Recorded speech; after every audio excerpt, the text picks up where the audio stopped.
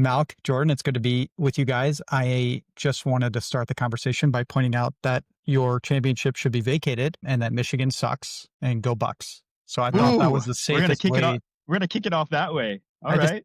I mean, if you guys want to be cheaters, that's fine. It started with the Fab Five, and it's like it's a cultural thing at this It's point. a So cultural that's good. thing. You're Are right. you an Ohio guy, Aaron? Grew up in the Cleve, man, America's favorite city. See, That's I grew brutal, up in man. That's Dayton. rough. That's You grew up in rough. Dayton? Yeah, Dayton 937, but I went to Michigan, actually. A lot of very smart, good people from Ohio went to Michigan. I get it. It's a good school. Yeah. Anyway, glad we covered this. But Malc, when you're like, yeah, it was Division One. I was like, I know it's Division One. You know, yeah. Bunch Hey, of cheaters. You guys can what afford about it. last year though? You know, It was good. It was good. I went to Columbia and like, look, one of my best friends was a running back on the team. So like, I love Columbia football, but it was 100 blocks away and I went to one game. And so like, I'm still an Ohio State fan. It's much safer. it's okay. I got love. I'm not coming down to Columbus, but I got a little bit of love. Little bit of love. Yeah. I love it. Well, this is I love that you and I are meeting for the first time today. So this is good. I feel like I know you very well now. Jordan, Malc, thank you for being here. I'm super excited about this conversation. Jordan, you and I have talked a bunch and I was like, who should we bring on? And I almost want you to introduce him, but I'll let him introduce himself. But you're like, Malc, 10 times out of 10. We're going to talk about a bunch of stuff. And so before, I'm not even going to do some preamble. I literally just want to start with proper intros from the two of you. Take it away, please. Like your background, what you're up to these days. Happy to. I'm going to start with because I think all the stuff you can Google LinkedIn. I'll save that for later. I mean, summer's been super fun. Picked up sailing this summer, which has been awesome. Just out in the water. It's really cool sport. Just super appreciation for all the intricacies of it. But I can probably best describe myself as I'm curious around systems, how things work, both from a biological standpoint. So a lot of my learning and training and background is very influenced from that, how nature, how seasons, all that interesting stuff and how things interplay in those dynamics.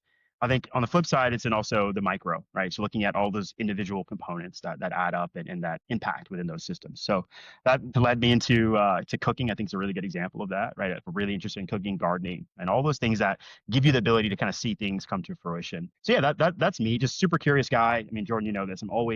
It's always something new. It's always a new city, a new destination. Always trying to stretch my thinking, stretch my ability to understand things, because I profoundly believe that knowledge of everything else equals knowledge of yourself, right? So putting yourself in new environments enhances your ability to understand who you are, what you like, what's interesting, and making life, I think, fulfilling.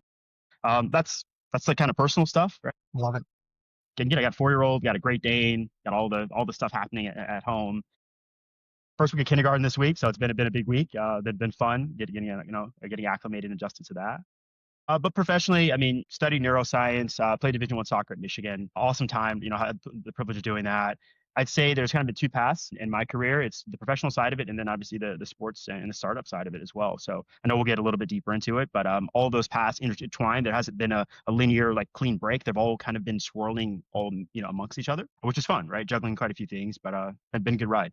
I love it. You mentioned sailing, you mentioned cooking. What are I'm actually curious also on the professional side, what I'm interpreting what you said is you kind of got to put yourself out there and go explore and see what's out there, right? You're clearly a very curious individual. What professionally has kind of grabbed your curiosity in the last year, couple of years?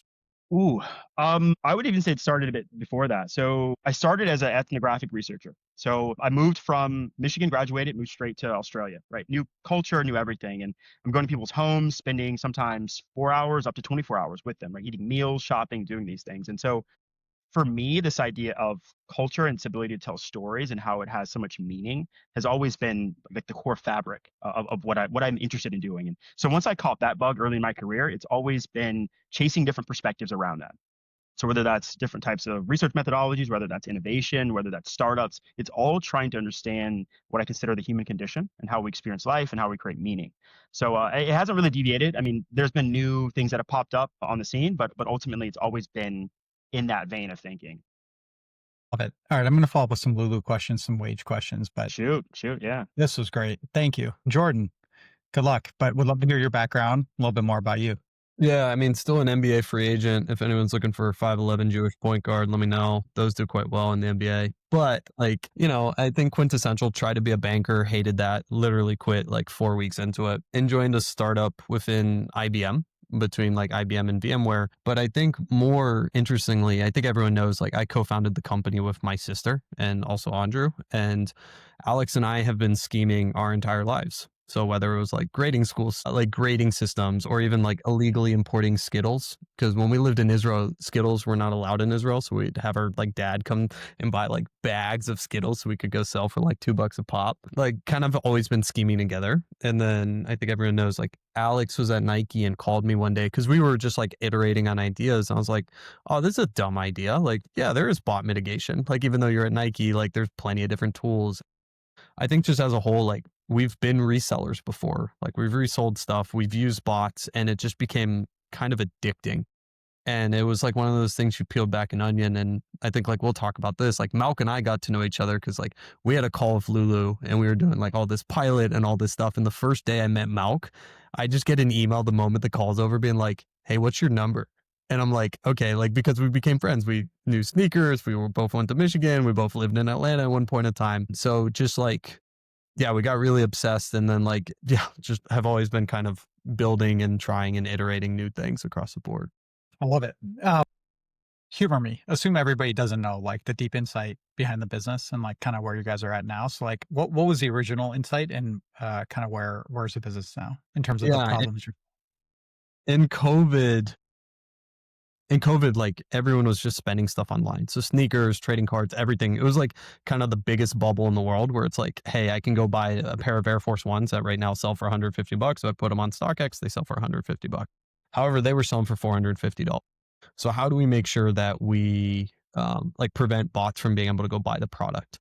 Then what we started iterating to from there is actually when we started like hearing about you guys, we're like, well, bots aren't only just ruining the consumer experience, they're ruining marketing and the data and everything downstream. That's, you know, we can talk to forever about like how much of Klaviyo you don't need to pay for. Like, you know, love Jake Cohen, love the Klaviyo guys, but you know, the active users, some of them are bots and fake accounts.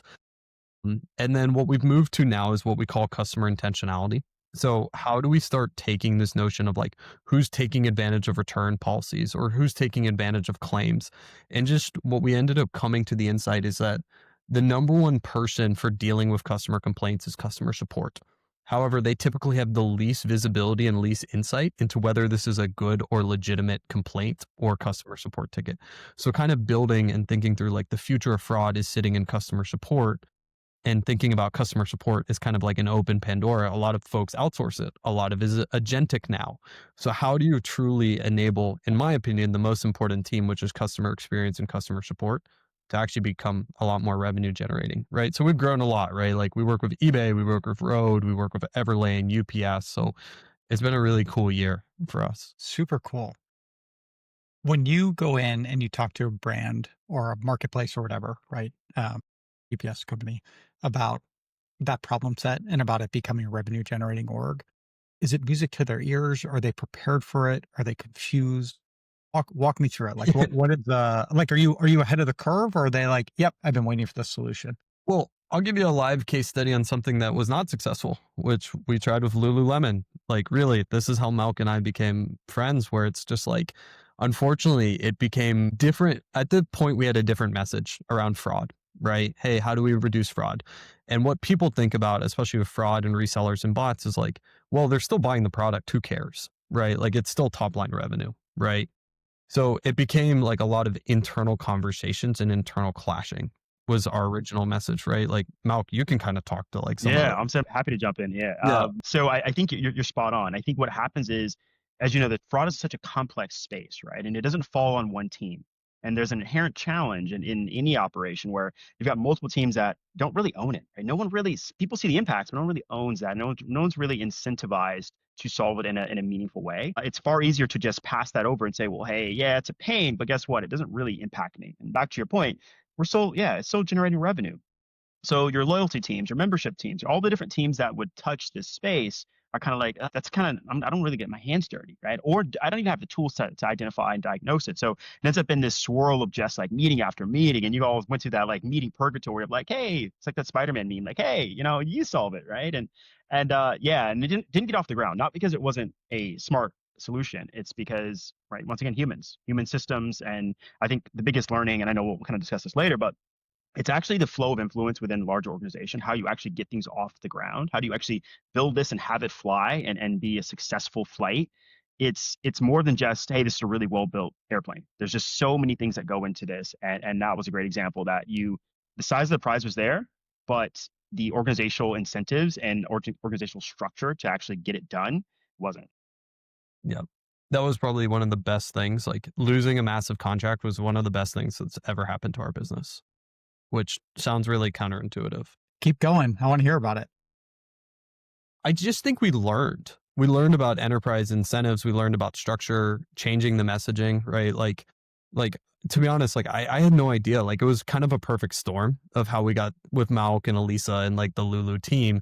And like I just didn't think it was going to be repeatable, right? Like they were such great champions and like we did great work, but I didn't think it was at the point of us being repeatable. So it would have been an incredible contract, but like we took those lessons and like we've been able to sign bigger brands because of what we've learned with that. So like even taking the time of like, we did a lot of interviews of Malc, Elisa, and the larger team on like what didn't work. How can we improve? Right. So like, I think like you have to learn from those folks and being really grateful. Cause I remember when we signed eBay, like one of the first things I did was like, I actually just emailed Malc and Elisa and just being like, hey guys, like if it wasn't for you guys, like this would not have been possible. Right. So like also just like thanking people for like learnings, even though it wasn't the best at the time and it was a gut wrench and a gut punch, it sucked. It really did suck, but it was truly the best thing that like really ever happened to us as a company.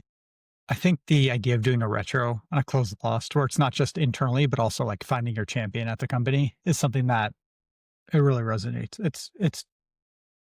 I'll do the retro internally. I don't know that I've ever really called the customer. We had a really big churn recently, and it's from a brand that themselves were like, you guys have done a 20x or 18x ROI. I mean, like literally their own analysis.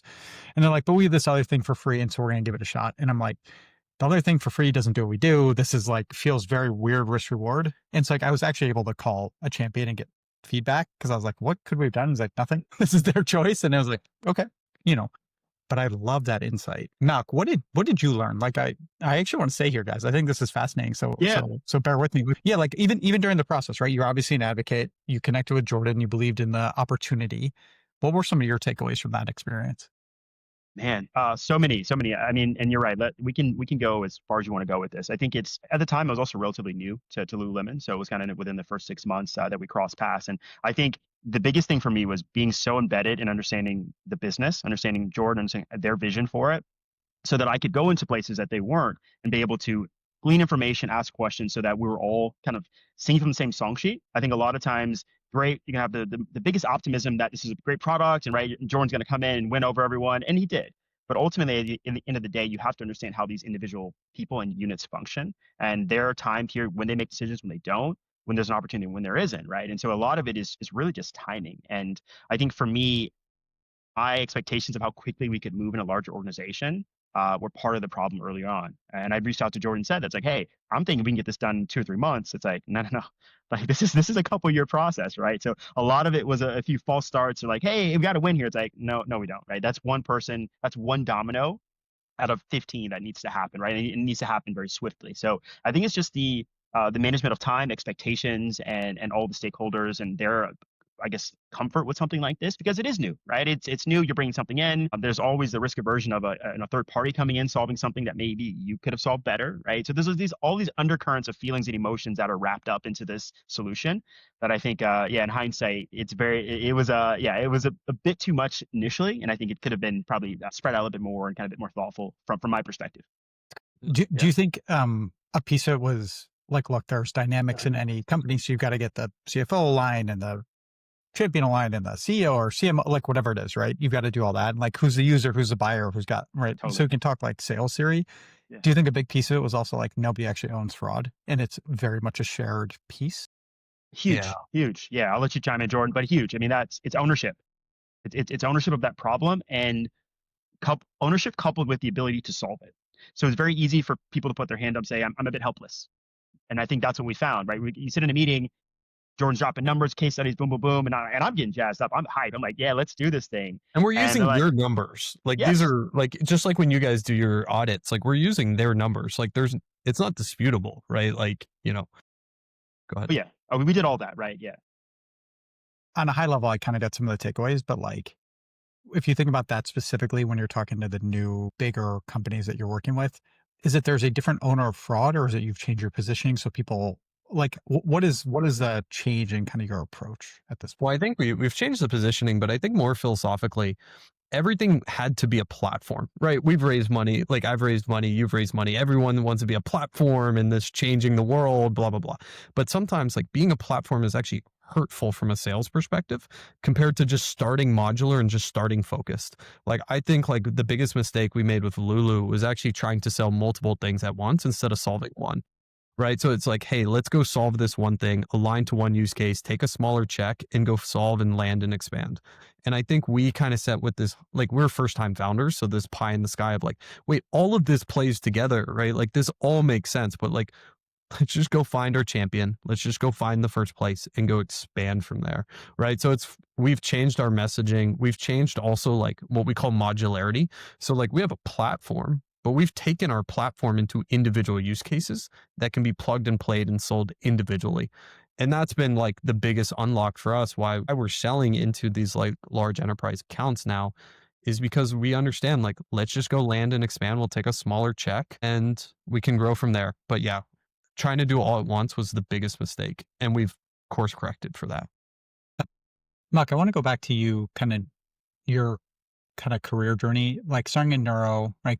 Ethnography, and then going into Lulu to talk about like future experiences. What was the I don't know, what did you bring into that experience and what are you kind of taking away from it? Like is that a silly question, but like is that a relevant role and like a relevant problem set that a big retailer and brand should be thinking about? Or is it yeah, I don't know. It's interesting. I mean, so to give you context on what the actual future experiences role was, it was born out of a kind of a 15-year program at R&D's, opportunity within Lululemon called Whitespace, right?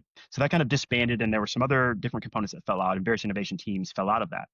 My team was one of the newest, so it was 2 years at the time when I started, and effectively it was a very abstract, obscure role where part of it was research, part of it was thought leadership, part of it was startup scouting, and so my skill set lent itself having all those multiple components, and but at the end of the day, the core function of that was to accelerate the mainline teams their roadmaps.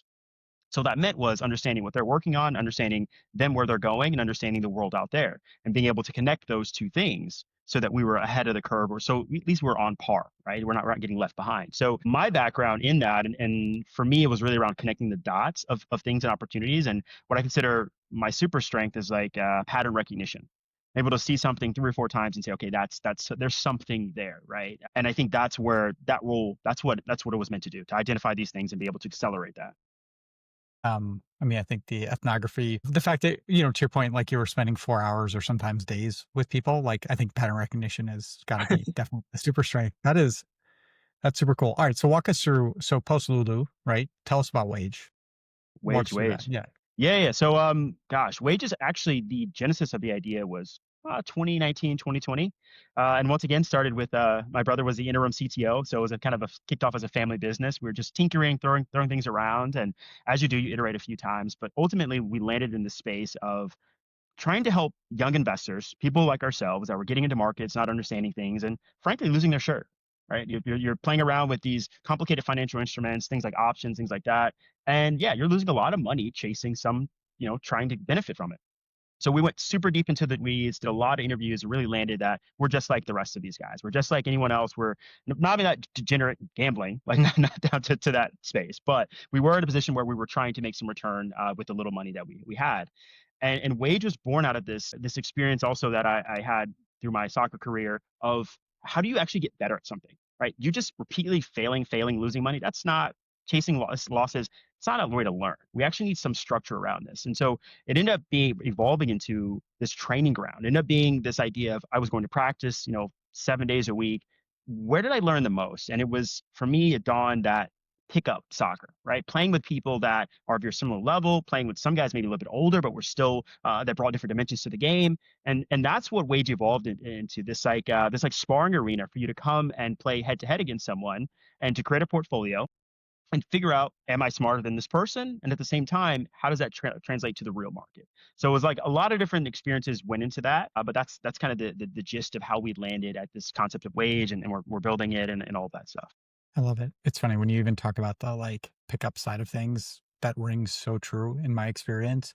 Also, like when we were kind of talking before we were live about, our kids, and like my older daughter is 9 and really wants to play volleyball, but doesn't play the game. Like she's practicing hitting and doing stuff. And I'm like, you just need to play, just like play more. And Yeah. I don't know how to, it's not, it's not as easy because you need a bunch of folks, but it's like Correct. very different from like going to hoop or like play pickup soccer or whatever. But it's so funny. All right. I love the framing. I actually want to stay here for a minute though, because I want to think about this, right? Like a lot of the people, this has been a great even start to the combo, right? We're talking about like the commerce tech world, and like there's some obviously big insights, but we also, are talking to a bunch of brand owners. Talk to me about gamification. Talk to me about like the things that you've learned in building this that like, sorry to put you on the spot, but that would No. maybe be useful for, it doesn't have to be Lululemon, but it could be like a $10 million e-commerce brand of 50 million. Like what's the psychology of the people? Yeah. All that's great. Spent a lot of time. So I'm not a game designer by any means. Wage is fundamentally a game. And so I did a lot of research and reading books around game mechanics, right? I think that was really important to understand that. I think what I'll start with is that gamification is not a frivolous endeavor. What you're essentially trying to do, at least from the Wage perspective and how I've approached it from a neuroscience perspective, is that you're trying to take a behavior and you're trying to direct it in a certain way, right? You're trying to create a path of least resistance towards an outcome that's arguably should be beneficial for that end user or that customer. And so the core thing is you have to understand what they're already doing, right? You can't create a new behavior unless you understand exactly what they're doing now and why they're doing that. So it goes back to the ethnographic side of it. You have to literally become these people, live with these people to understand their approach. And so for me, before you even think about gamification, you have to have absolute certainty around that motivational funnel and the trade-offs they're making and why, right? Why is that dopamine hook happening? Right. And we obviously it's pretty inherent in any type of financial outcome, right? Chasing losses, the dopamine hit of winning, right? We understand that pretty well. Right? It's pretty well established. But I think in an e-commerce context, we've got to understand what accelerates that decision making. Like what triggers, what things can we add into that make it easier, that reduce friction, and that actually make people excited? Like what lights up their brain? And we've taken it in that approach of both two things that we realize there's going to be inherent losses in any type of financial market. But how do you translate that? How do you make someone feel confident that you're learning regardless? And we have this framework called win, lose, learn. And the idea is that no matter what happens, there's something that you garner from that experience. And that's back to the whole pickup game. If you lose, someone crushes you, you should have something that you take home that practice, right? You should have something that you learn from that, even winning, right? Well, that really worked. I can double down, or that's a strength of mine. And I think that's where the gamification works really well for us, is that we can see those paths where something goes right and something goes wrong, and we can understand the core behavioral driver and what we want to deliver there. It's perfectly analogous. Like I think it's Pride there agrees. Flywheel of like build, measure, learn. We talked about this a lot in our team, like make more decisions more quickly. It is okay if you mess up, just like learn. It's actually like encourage. Let's figure this out and then get smarter. Jordan, I see you leaning in, please. I mean, I have a question for you, right? Like, we think about like the agentic world and we think about what you guys are doing. Just like, to be clear, as Malc said, we're all young traders. And we're all young traders. Yes. But if I'm thinking about this from like a brand operator perspective, right? Like, how do you know if what you're learning is the right thing that you're learning, right? Like, because I think about this for a lot of brands where it's like, because I love your guys' business, that. Like, how do you know how do you know if your open rates are really correct? How do you know if this is really the right messaging, right? Like, that's one of the cool things that I think that you guys do. And I'm just curious, how do you view the world around like data cleanliness, like legitimacy of good or bad, not good or bad, but like legitimate interactions or not legitimate interactions, right? Like, making sure you're not learning on something incorrect, right? Yeah, like, yeah. I think two different pathways. Number one is like, don't look at open rates. Google says don't look at open rates. I like it's too muddied, so don't look at open rates. Would be my like super fair. Let's simplify that way. I mean, look, you want to have as clean of a quote unquote data set as possible, right? So if we're going to help a brand, right, that can see to Orita, right, give us all your data. We'll help you understand who to email, who not to on a given day. We're doing direct mail, we're doing SMS, but so it's like email Malc today, don't email Jordan. And don't email Jordan might be because he's a bot, in which case we remove him, no offense. He's not engaged today, and so you're taking on risk. Or he's super engaged today, but literally he's going to buy independent of you sending an email. So don't take the risk. And the risk being like he doesn't click or he unsubscribes. So get as clean of a data set as possible. That is kind of like the first piece. In terms of like, how do you know your rights? How are you learning as a brand owner? I actually go the other way and just assume as a even a business owner, like as I walk through my life, and not recommending this mentality for anybody, but I just assume I'm wrong. So Yeah. we talk about this in our team, like our pricing is wrong. I don't know if our pricing is too high or too low, but I'm 100% sure it is not right to the penny. Our creative strategy is wrong. I don't know which way it's wrong. Now, then I think the art is in figuring out. And so if you put that into a brand owner, it's like, was this colorway a good choice or a bad choice? At some point you see the data, but there's also something which is like you're opening up to a new audience. And maybe in 2 years, that new audience is actually like a very powerful audience for you. And so there's like obviously a sense of taste, and there's a sense of like, what do you care about? I think the challenge is always figuring out what fires are worth fighting. Mhm. So be wrong on the stuff that doesn't matter, or like be uncertain if you're correct. It's not be wrong, you know what I mean? But then be like, cool, what is my core thing? And so I don't know. I think about like from the brand perspective, there is a really robust ecosystem of people who have done it. You're not on your own. You're not like, there's almost nothing that a brand owner can be the first person that they're solving. So like go get into a mastermind group, go find we partner with a ton of agencies, go find a great agency, right? And like, even if you're not working with them for the next 5 years, like learn, figure out what works for you. But yeah, it's like, don't probably like the stupid advice is like, don't stay in your own head. There's already the answers out there. Like be pretty aggressive about going to figure it out. I love that, Aaron. That resonates with me tremendously. That like you're always wrong. I think that default way of viewing things just opens up so many possibilities, and that's like a core tenet of innovation. That you're looking at things, you're trying to solve things, but you know you're wrong, right? Yeah, you might have conviction in how you sell it or what you talk about, but inherently, and I think some of the best researchers and innovators know that they're wrong, right? They know that this is some form, it's going to permeate, it's going to evolve. But I think when you embrace that uncertainty, I love that. I think that's just that's such a powerful thing that you bring into any environment. That we solved it for what we know right now, right? And as we get new information, that changes, and that ability to swiftly course correct, I think is just profound. Yeah. I think it's extremely hard, especially for look, I'm a founder, so I can do whatever I want. Like I'm literally negotiating with somebody right now in the background, and I told the team, I was like, I'm just going to handle this one, and it's going to be a non-standard deal, and we're going to deliver it because I said we can deliver it. Does that make sense? And it's just like, okay, this person's doubting. We'll create a special circumstance for them and only them because they work with a favorite agency of ours. And so like, I think the challenge is much more the quote unquote junior people, or the like, you don't have to be junior, it could be very senior, but the people who don't maybe feel a sense of safety that being wrong is okay. And I think that is actually the hardest thing to do, is to like take people who haven't been at the earliest stages and like in a very loving way, like kind of shake them, jostle them a little bit and be like, hey, it is okay. Like move more quickly, be wrong. Don't just identify the problem, make a recommendation, and then let's iterate and get there together. I think that is something that is always a challenge. Yeah. I mean, yeah, go ahead. Sorry, Malc. No, I was more of a question to all of us. Do you think that's a growing sense of like paralysis, like this idea of not just perfection, but this idea of not having conviction in something that is an absolute 100%. You know what I mean? Like that. I know it's always been around, but I'm just curious if you think that from the world we live in, if that's something that's growing. Well, I guess like how deep do we want to go, right? If you just think about like the education system and the We notion got of 21 minutes. graded, yeah, Wherever like we wanna everything go. is graded. But I think the one thing that I actually think like generationally, like I look at the younger generation, they're not willing to put up with the certain things that older generations were willing to put up with. It feels like they're more themselves. They're more willing to fail. Like you guys have kids, so you're more close to it. But just like even what I'm seeing is just like people feel like they have a little bit more autonomy, which is great. Like I think about our generation's just crippling anxiety around like, am I making my parents happy? Am I making my boss happy? Where I feel like a little bit of that is not passed on, which is good. I hope so. I hope so. But I also want them to strive and to work hard and to be, Like, yeah. Knock, it's a really good question, man. I don't have anything profound to share. No. It's just, even if it's just food for thought. Yeah.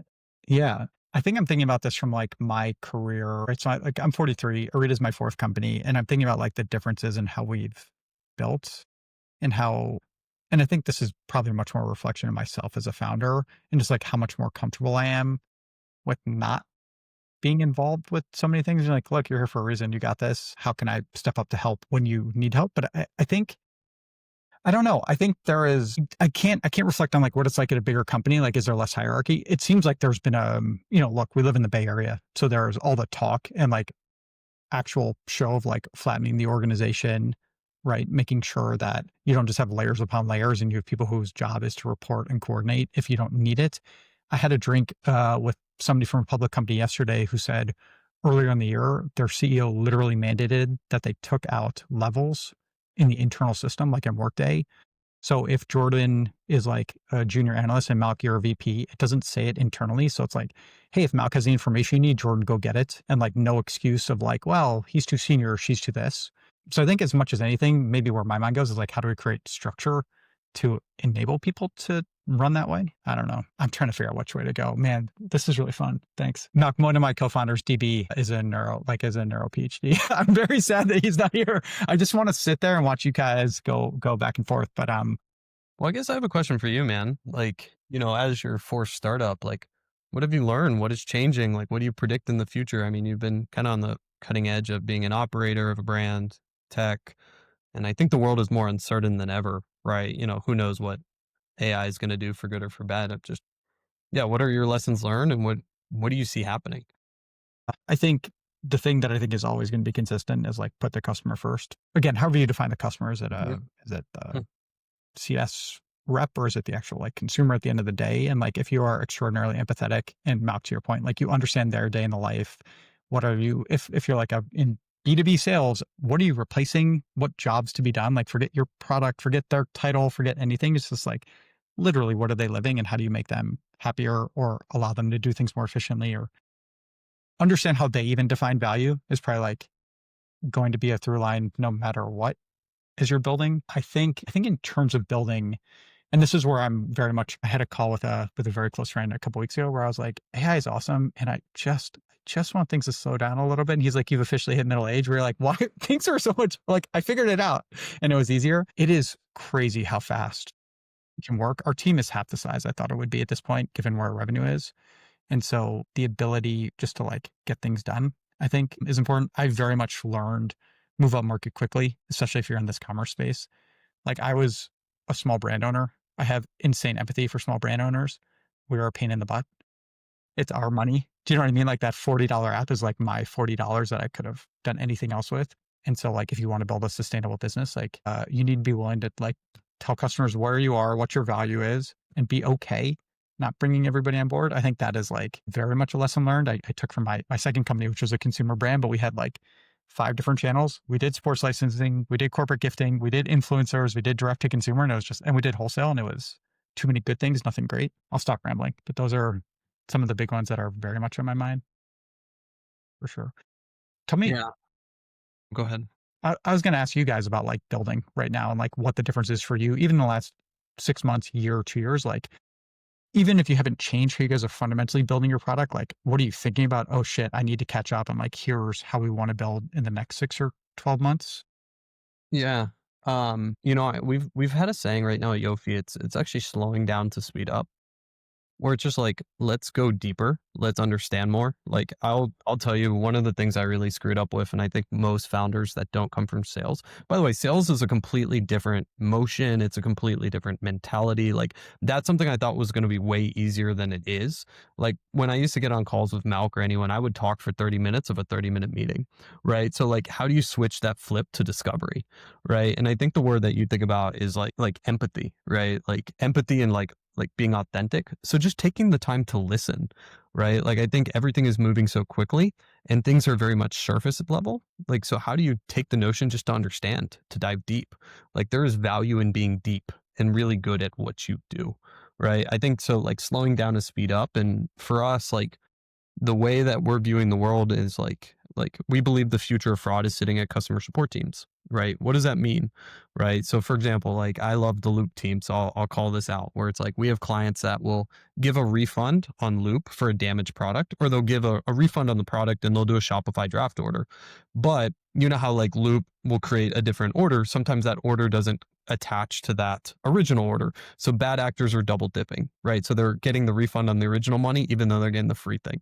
So taking this little thing of just automating block list, right? And just thinking about how do we automate these things? How do we surface the scores for what people want, where they want it, right? Like a big thing for us has been putting all of our risk scores into Gorgias, into Customer, into Zendesk. Like where do people want to interact, right? So like that's come with like a lot of client discovery. And that's why we've been having a really great year is like, we're just honestly taking the time, which might sound so dumb. Where it's just like, you need to take the time.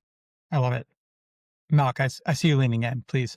Yeah, no, I love that, Jordan. Yeah, I love the learnings, man. It's a little bit different for me. Wages B2C, obviously, and so we have a little bit different beast and how we adapt to that kind of moving future. And at the same time, we're a little bit earlier, so we're a little bit less established. Still pre-launch, almost MVP, and beta. So I think in that process, we're still continuing to iterate and learn. And the core thing for me is actually the right people. And I think Aaron, you mentioned this. You're half the size. Sounds like you've got folks that can execute that are within your team that have the tools that are empowered to do that. And the important thing for me is aligning back to my points around the ecosystem. It's around aligning people that are equally interested in thinking as much as they are doing. And I think you kind of touched on that point, Jordan, that you have to slow down because you have to identify what is going to give you that outsized advantage. And I think it's how we think about the problem, how we think about the game mechanics, how we think about the flows, experience, the fun, because ultimately success for us is a repeatable, fun experience. And you learn, hopefully you make some money as well. But I think at the end of the day, if you're not able to find people that are oriented and think that way and have a empowered view of their role in delivering that vision, I think you're ultimately probably gonna miss the mark. Malc, this is like inherent to who you are as a human. And forget today, right? To your point, like you guys are growing. Picture a year from now, business is going well. How will you have recruited and how will you have validated that this is a group of people who are empathetic and that this is a group of people who are like questioning and always trying to put that great experience? Yeah, like how do you do this? Yeah, I think definitely I've got a leg up from a lot of my research background speaking to people. I think you can really tell, I'd argue in the first 30 minutes of a conversation, if you give people, and I'd say, okay, there's that, right? There's the intro, there's the first 30 minutes, but I think there's a way to give someone a task to understand how they approach it and where they add their magic to. And I think actually we kind of talked around this point earlier, but I think the more abstract the challenge, the more open it is, the more you're going to find someone that is open to pushing it and creating their own boundaries and their own vision. I think that ownership to me from day one is immensely important, right? We're all founders and we all have immense skin in the game. So anyone that you're working with, it's not just the time commitment, but it's a mental bandwidth. Is this something that you are interested in solving? Is this something that's meaningful to you? And do you feel like you are adding a genuine piece to that puzzle? And yeah, I think you get after it. I know we talk about the best way to learn is to do it, right? You give someone a task that they come out of the gate and they do it, and you kind of see what are they doing? Where are they pushing? Where are they prodding? What are they curious about? What are they not? What's still left on the table? And I think through a number of those different exercises, you can find out relatively quickly who's interested in just doing, which is fine, right? There's a place for doers, but in the startup world, you need to think first. Thanks. That's really great. I'm thinking about our interview process as we go, so I'll call you separately. Well, I haven't solved it, right? I haven't solved it. It's. I mean, the intent is the right intent, and like even your framing of saying like, "Hey, look, the more abstract, the more they get to create the boundaries and they approach it." I love it. Jordan, go ahead, please. I guess you've had a bunch of like, what is your interview process? Like, what have you seen as successful? Like, what characteristics do you look for, right? Like what? We have our values kind of listed out. I don't know that this is useful for any other company or any other set of founders, but so I have two co-founders, right? So I'll tell you how I think about this. Early days at a startup, what I'm really looking for is genuine initiative, comfort with things being like moving very quickly. In fact, like people who are pushing the pace and pace setting, because I deeply believe the more decisions you make, the more I'd rather make 100 decisions and be wrong on 30 of them than make 25 decisions and be right on 25, right? Like I think that is like kind of, having values is one thing, but like, can you create the trade-off and like which side do you want? I am kind of a chaos agent. I will jump in and out of everything. When I joined Loop, my title was Chief Business Officer and then it was President, because I wanted permission to go into every part of the company and I didn't have any direct reports, or like when I did, it was bad for that. You know what I mean? And it was like, okay, cool. I'm going to run sales until we find someone who's better at sales. I'm going to run marketing until we find someone who's better at marketing. I ran product. I'm nobody's dream head of any of those. Certainly not at like the scale that Loop was at, but I move extremely quickly. And so when I recruit, what I'm looking for, like compliments to me, like amazingly organized, well-structured is like actually very helpful for me. I think there's one thing that I do try to suss out of every single candidate, and this may be a terrible framework, but I don't know, in my head it works, is I think there's like a hierarchy of people's skills in terms of like problem finding, problem solving, and like actual execution. And I'm always really curious, like, is this somebody, and I think it depends on role and level and like what the other gaps in the organization are. I really try to figure out, is somebody like a problem finder, or are they like better at like solving and be like, oh yeah, that makes sense. Like, here's this, or they like literally can get into the weeds and like make sure, right, it's like tied with a bow. But you're building a team, right? There's a difference between finding your first two people. We're at 15, 17 right now. It's like, cool. How do you go compliment around everybody? Yeah. Well, the reason I'm asking is like we've grown this year from like I think we have 16 folks now. Like we started the year off at 9. Right. So it's just also thinking through and like thinking about the future as we start hiring out. Like now we have salespeople as a whole. We were all engineers and just engineers doing sales, which you can clearly tell we had a great year last year doing that. But like, yeah, I'm just curious as like we're scaling and thinking about the different culture of like, it just makes sense. Like Moneyball makes more sense. Like not everyone is LeBron, right? You don't want everyone to be LeBron, right? Like either. Thank you for bringing us back to Cleveland. This has been a wonderful episode. Um, Yeah. like, I'm curious for you, like, if you think about like the actual, like, I don't know, in the weeds that you're at right now, and then Jordan, would love to hear from you.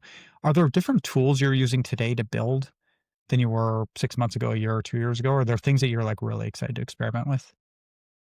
For me, it's a transition to, and you touched on this a little bit, proper just organization, right? I don't think there's any magic in it. It's just coherent systems, thoughts.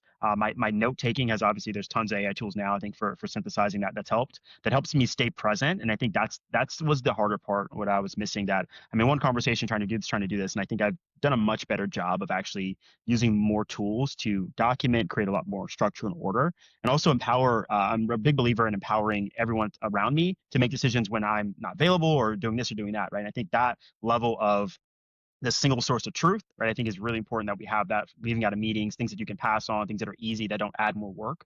So I think that's been the biggest shift, and that me having to be in every single conversation to translate this over and over again, I think is it's exhausting and it's inefficient. And so I think, yeah, pushing towards that has been the big shift, I'd say, over the past 6 months. Can you actually go a level deeper? I'm very curious, like tactically, right? You're in a meeting, you've got granola or some note taker. Mhm. When do you like have a specific workflow that you then go reflect on that meeting? Do you check on it a week later? Like what is your actual, and I know there's a difference between like what you want to do and what you do, but like what are the things that you find really useful? I'm curious. Yeah. So I'm a big believer in, I've got 3 things that I do every day, just pretty much straight up. Those 3 things have to happen, right? And I translate that into the meeting agenda. So any meeting that I'm having with a team member, like there's 3 things that we're getting out of this meeting. And the meeting could be 5 minutes, could be 30 minutes. So there's 3 things that we need to get out of this meeting. And so for me, that directly translates to that outcome, whatever that note taker has. It creates a certain level of continuity for me when I'm jumping, when I'm context shifting, because a day for me is design stuff, then working with engineers, right? Then looking at third-party vendors, right? There's so much that goes into the compliance, the AML side of it. Like there's so many pockets of knowledge I have to hold at once, and no different than most founders. But I think that level of continuity through that is important to me, to say, hey, 3 things we started with, they're achieved, moves on to this, right? Kind of creating this flow. So I wouldn't say there's like a magical thing that's in there. It's no different than sports, right? The mechanics, the fundamentals, the same boring shit day in and day out is what makes you great. And so for me, it's like taking that as, it's not a thought. It's those 3 things every single time. And that consistency is what I think it frees up the creative side of me, because I'm not worried about, did I miss something? So it's a more personal thing for me, that it gives me that advantage to spend more time, doing other things, walking my dog and being able to, daydream and things like that are also important in this process, because I know that the priorities have been already addressed, and that I have a running ledger I can just look at and go, oh yeah, cool, we solved that, boom, right? It's more around that. Thank you. Jordan, what about you? I know we're coming up on time, but I'm curious, like Yeah. any big shifts in like tools or any like how you guys are building right now? Yeah, it might be a little hot take, but I view design as way more important than product management. Ooh, And okay. so what we've done is everyone uses Bolt or Cursor or an AI builder, and we just try to remove everything from hypothetical, theoretical. Some things are hypothetical and theoretical when you think about data or different notions, but we're also just saying, hey, like instead of me trying to think, like if I describe something, we would all have something different in our mind. And so what we try to do is we use like AI builders almost consistently, instead of like, the Amazon one pager, we kind of require, hey, if you're going to build something, just put it in bolt. It doesn't have to be perfect. So at least we can align on the way it's going to look, right? What is this consumer experience going to look like? What is it going to look like there? So it's actually saved a ton on just different complexities of like, oh, I thought you meant this, or I thought you meant that, right? Like, in our team is remote, right? So it's not like just getting in the office and whiteboarding and like as many like tools, like whiteboarding is just not the same online as it is in person. And so what we've just tried to do is like build everything quickly, like, and don't put your fingers on the keyboard. Like, I can sit down with Bolt and I can just get a rough outline, and then we come to a meeting and people are way more aligned rather than like a theoretical meeting. And so I think design and visualizing has been like a game changer for us. That's awesome. I'm 100% making sure everybody on our team listens to this clip. I will continue to be lazy and just like pick up the phone and call people and do random stuff. That is my role. It's random, but everybody else, feels good listen when to you're- Jordan. Yeah, like it's nice because it like anyone can use it. Like, I'm not the most technical, but it's just like I can put my thoughts on like a page and a screen. Like, our team doesn't take the components because like it's not great at what they're building, but at least like people are like, I have a framework, we're aligning. It makes things super easy. And also we love it for clients. Like, we've built custom demos that sit in it where I just have to take the client URL and it's just going to update a demo page with all of their information based off that. So we've done like a lot of things from like a RevOps perspective like that, which has been Smart. fun. I am. That's smart. Well, I Like- knew. Obviously, I knew Jordan. He's always Like, I doing something. already Yeah, got my yeah. note taker giving me the agenda. We're good. Yeah. Guys, we have a minute left. This was really fun. I took a bunch of notes. I'm up to 2 pages already. Any last words? And then in particular, like, where do folks find you? And I don't want to put you on the spot with like deep insights, but you both have so much to share. Malc, at the very least, where can folks find you, and anything else you wanted to share? Oh, you can find me on LinkedIn, Malc, MALC, short for Malcolm. So yeah, that's the long form. Yeah, and I'll drop the play wage. So if you're curious, we got a waitlist going. If you go to www.playwage.io, join us. Obviously, you can reach out to me directly if you want to get involved. You're curious about things, you want to kind of be there for the release. Happy to facilitate all of that. Yeah. Good. I was Good, gonna drop man. some parting wisdom. No, you do it. No, it's my all wisdom is not. man. No, You go. no, You go. no. All I was gonna say is I think in my founder journey, I think the important thing is to start with something, right? Do something, get rolling, and try to manufacture momentum, right? Whether that's through another person, whether that's through some type of support, whether that's through an idea. And I think just nurture and cultivate that. If there's anyone like listening in that has ideas, I know there's tons of ideas, no shortage of ideas out there. It's just having the conviction to just start, right? Just start and then do all you can to create that snowball effect. And days are going to be, some are going to be long, some are going to be short, but I think you just have to try to manufacture that as best you can. And keep it going, right? Just I think the analogy is a marathon. I don't think it's that. I think it's a sprint and a rest. I think it's a jog. Sometimes it's a walk, it's a crawl, but it's just some sense of movement of some sort. But don't be afraid to adjust that speed, because otherwise it's a long road. Thank you. Every single time somebody asks me what should I do to be an entrepreneur, I'm like, just start. You're going to be wrong. It's going to be the wrong company. Everything's wrong. Just start. You'll get the reps. You'll figure it out. I love it. Thank you, Jordan. You've got a high bar to climb now. So good luck. Yeah, Jordan Shamir, you'll find me on LinkedIn. Probably one of the first likes for most of Aaron's posts. Yeah, so you can ping me anytime. I think the biggest thing is like just also acknowledging like startups suck. Like, being a founder is one of the worst jobs in the world. It's also one of the best, most gratifying jobs in the world. So just also reach out to people, right? Like, Malc and I have had a ton of late night calls. Like, I've asked Aaron for help. Like, just realizing that like people want to help you. You're in a really unique position where people want to help, which might sound crazy because the whole notion of startup, you think about like the Zuckerberg, I'm doing everything myself, I'm building in a corner. It's the exact opposite, right? Like, build publicly, build momentum, be extremely grateful, and just be authentic. Because like startups are really, they can be a really shitty job. Like, Good luck. Don't do it alone. Yeah, don't do it alone. Don't You're do right, it Jordan. Yeah, alone. yeah.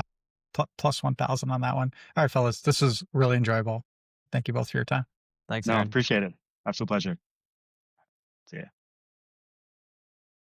Do you wish your D2C brand had the marketing superpowers of big tech? At Orita.ai, we've done the hard, mathy machine learning work to make that happen. Our advanced AI, once reserved for Silicon Valley giants, finds high-intent customers, pauses those who aren't ready to buy, and even zaps the bots. Over 150 plus e-commerce brands trust Orita to add hundreds of thousands of dollars in incremental revenue with our AI. If you're a marketer at a D2C brand, it's time to level up. Visit Orita.ai for a free email engagement audit and turn your customer list into a revenue engine.